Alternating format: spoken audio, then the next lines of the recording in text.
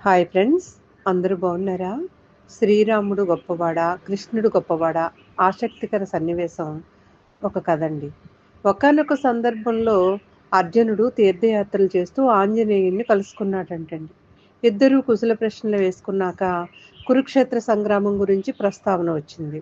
శ్రీకృష్ణుడే అందరికన్నా ముందు గొప్పవాడు, అందుకే మేము అంతటి మహాసంగ్రామంలో విజయం సాధించామయ్యా అన్నాడు అర్జునుడు. ఆంజనేయుడికి ఆ మాట నచ్చలేదు. మా ప్రభువైన రాముడు ముందు కృష్ణుడు ఎంతటివాడయ్యా అన్నాడు హనుమ.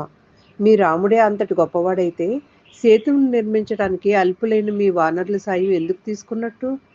తను ధనుర్వాది కదా, కౌశలంతో వంతెన నిర్మించొచ్చు కదా అన్నాడు అర్జునుడు. అర్జున, నీవు ధనుర్విద్యలో నిపుణునివి అంటున్నావు కదా, నీ బాణాలతో సేతువును నిర్మించు చూద్దాం. నేను దాని మీద నడిచి ముక్కలు ముక్కలు చేసేస్తాను. అలా చెయ్యలేకపోతే చితి పేర్చుకుని ప్రాయోప్రయాసం చేసేస్తాను అన్నాడు హనుమ. వంతెన కూలిపోతే నేను మంటల్లో పడి ప్రాణత్యాగం చేస్తాను అన్నాడు అర్జునుడు. ఇద్దరూ అందుకు సమ్మతించారు. అర్జునుడు కృష్ణ పరమాత్మను తలుచుకుని అప్పటికప్పుడే బాణాలతో వంతెన నిర్మించాడు. హనుమ ఆ వంతెనపై అటు ఇటు నడిచాడు, గంతులు వేశాడు. చివరకు తన బలమంతా ఉపయోగించి కూలగొట్టేందుకు ప్రయత్నించాడు. వంతెన చెక్కు చెదరలేదు. హనుమ తన ఓటమిని అంగీకరిస్తూ పందెం ప్రకారం చితి పేర్చమన్నాడు. చితి చుట్టూ 3 సార్లు ప్రదక్షిణ చేసి రాముని తలుచుకుని మంటల్లో దూకబోయాడు. ఆంజనేయుడి వంటి ధీమంతుడి ప్రాణత్యాగానికి తాను కారణమవుతున్నందుకు ఎంతో బాధపడ్డాడు అర్జునుడు. కృష్ణుని ధ్యానించాడు. ఇంతలో అక్కడికి వయోభారంతో బాగా వంగిపోయి చెవులు సరిగా వినపడక, అడుగులు సరిగా పడక, కళ్ళు సరిగా ఆననంతటి పండు ముద్దుసలి ఒక ఆయన వచ్చారు. జరుగుతున్న తతంగాన్నంతటినీ చూశాక, ఏవయ్యా, ఏం జరుగుతోంది ఇక్కడ?